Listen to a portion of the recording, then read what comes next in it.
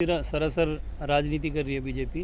अब सीबीआई को जो है केंद्र सरकार चला रही है और आप देखेंगे कि मनीष सिसोदिया जी ने शिक्षा में बहुत अच्छा काम किया है, तो झूठे आरोप लगाकर उनको परेशान करने की कोशिश की जा रही है ताकि जो गुजरात में अभी जो इलेक्शन हैं उन पे डिस्टर्बेंस की जा सके। और मनीष जी ने एजुकेशन में एक क्रांतिकारी काम किया है जो किसी भी राज्य में किसी भी सरकार ने अभी तक नहीं किया, जो आम आदमी पार्टी की सरकार ने किया है। ऑपरेशन लोटस भी काफ़ी सुर्खियां बटोर रहा है, क्या ये सच है? तो सच तो है ही। आप देखेंगे गोवा में, महाराष्ट्र में, पहले बिहार में भी नीतीश जी के साथ भी इन्होंने बनाई थी। और इनका काम सिर्फ एमएलए खरीदने का है और कोई काम नहीं है। बीजेपी के पास कोई काम नहीं बचा है, सिर्फ एमएलए खरीदने का ही काम बचा है। क्या लग रहा है आपको, मनीष जी पे अभी कितना जो है दबाव केंद्र सरकार बनाना जारी रखेगी? नहीं, कल मनीष जी ने बताया है कि उनको प्रेशर डाला गया कि आप जो है आम आदमी पार्टी छोड़ के बीजेपी में आ जाइए। और मनीष जी ने साफ तौर पे बोला है कि मैं बीजेपी एक गंदी बेकार पार्टी है, ख़राब पार्टी है और मैं आम आदमी पार्टी छोड़ के उसमें नहीं आऊँगा। और उन्होंने उनको प्रलोभन भी दिया है कि आपको मुख्यमंत्री बना दिया जाएगा। लेकिन उन सबको दरकिनार करते हुए मनीष जी ने स्पष्ट बोला कि जो आनंद उनको एक जो लेबर क्लास का है, जो दिहाड़ी मजदूरी करता है, उसके बच्चे को पढ़ाकर इंजीनियर बनाने में है, वो सब उनको मुख्यमंत्री में नहीं मिलेगा और ना चाहिए। आम आदमी पार्टी क्या करेगी अब? आम आदमी पार्टी क्या करेगी? जो ये सत्ता का दुरुपयोग कर रहे हैं, सीबीआई का, कभी ईडी कभी सीबीआई, इनको मिलता क्या है? पहले भी इन्होंने मनीष जी के घर पे 14 घंटे तक रेड करवाई थी, क्या मिला इनको? कुछ नहीं मिला वहाँ से। उसके बाद इन्होंने उनके लॉकर पर रेड करवाई, लॉकर भी खोला गया, उसमें क्या मिला? उनके एक झुंझुना मिला था।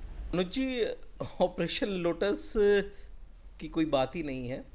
ये लोग वो लोग हैं जो कहते थे हम किसी जांच से नहीं डरते।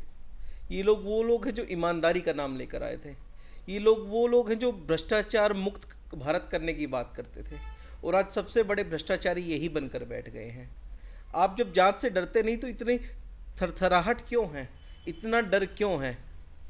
तो मुझे लगता है कि दूध का दूध पानी का पानी हो जाएगा। जांच होने दीजिए, सारी चीज़ सामने आ रही है। निश्चित रूप से लिकर पॉलिसी में भ्रष्टाचार हुआ है, मैं आंकड़ों के साथ कह रहा हूँ भ्रष्टाचार हुआ है। आंकड़े थोड़ा समझाएं सर, आंकड़े समझाएं। देखिए 2020-21 में जब लिकर पॉलिसी पुरानी वाली थी, जब सरकार दुकानें चला रही थी, तो लगभग 7,500 कुछ करोड़ का रेवेन्यू दिल्ली सरकार मतलब लिकर सेल होती है दिल्ली सरकार की तरफ से, और उसमें जो सरकार को रेवेन्यू प्राप्त होता है वो 3,368 करोड़ रुपए का रेवेन्यू प्राप्त होता है।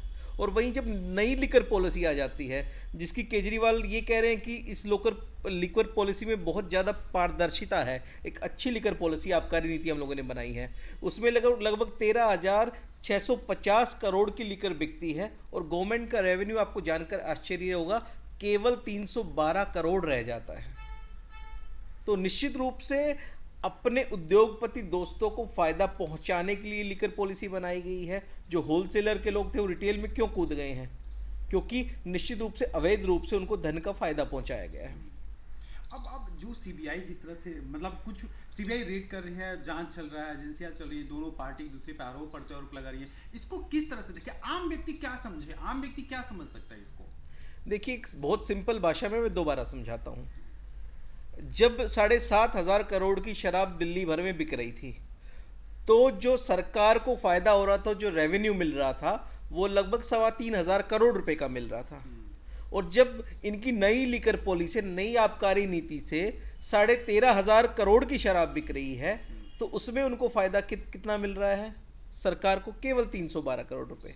पहले एक जो शराब की बोतल थी 166 रुपए में होलसेल वाला रिटेलर को देता था, उसमें लगभग 369 रुपए कुछ पैसे का जो सरकार का टैक्स है वो जुड़ जाता था और 33 रुपए का फायदा रिटेलर को मिलता था जो डीएसआईडीसी वगैरह शराब बेचती थी।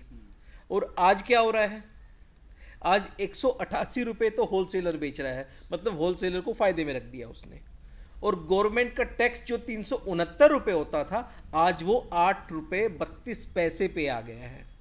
और जो फायदा उनको 33 रुपए का होता था रिटेलर को, आज वो फायदा 360 रुपए के आसपास पहुंच गया है। तो स्पष्ट रूप से अपने उद्योगपति मित्रों को फायदा पहुंचाने के लिए कर पॉलिसी बनाई गई है।